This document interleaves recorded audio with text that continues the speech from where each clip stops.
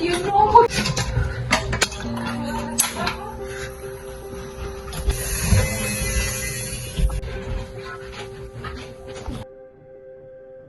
Yes, I'm coming. Wait. Wait, I'm coming. Oh, shoot.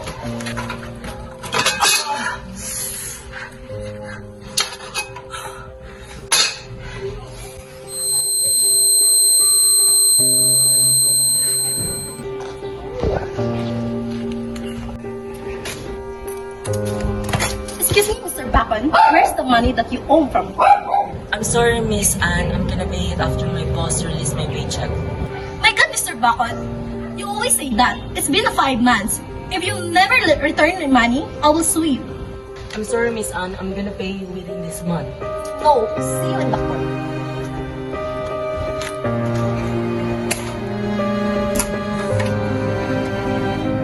Jessica.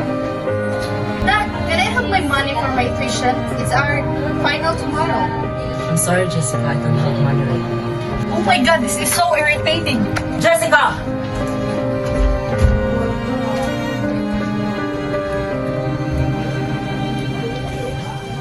Yes, Mitch. Dad, can you help me with my math homework? I'm really struggling with geometry. I don't have time, Mitch. Please. Do it yourself. That is your own homework. You always have no time, Dad.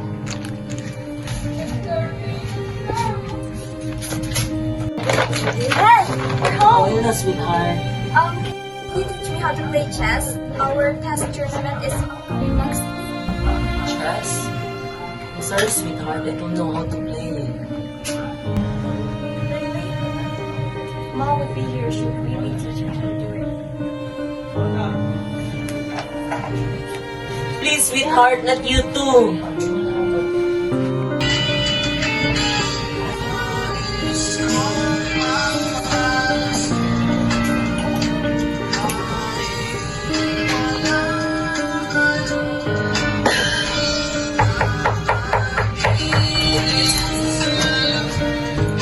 Mr. Bacon, I'm here to get the money that you loaned for the housing.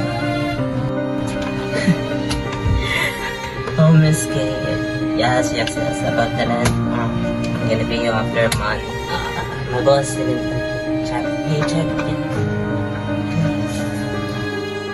No, Mr. Bacon. We have given you enough time to pay for that loan.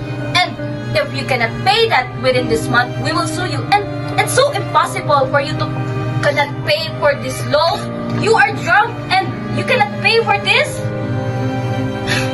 We're so done with you. Hello, brother. Hello, sister. I heard that you have a lot of problems recently. Yeah. You should read about this. So how this gonna help all of my problem? So, you will know about what is math and what is the benefit of math. Thank you so much, sister.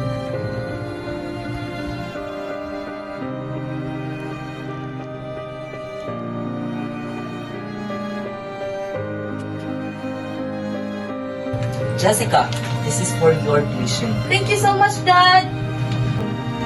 So this is here the answer to your assignment. So firstly is A and B are the length of the two shorter side, while the E is the length of the hyperplane base.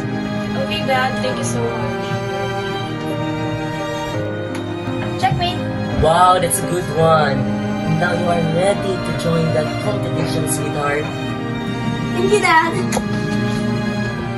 Hi, Miss Anne. Sorry for the inconvenience. And now I'm going to pay for the money I borrowed from you. Finally, thank you.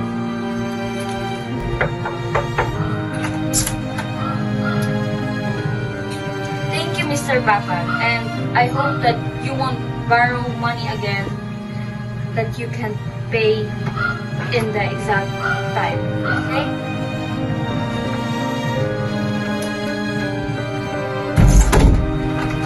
And that's how math changed my life.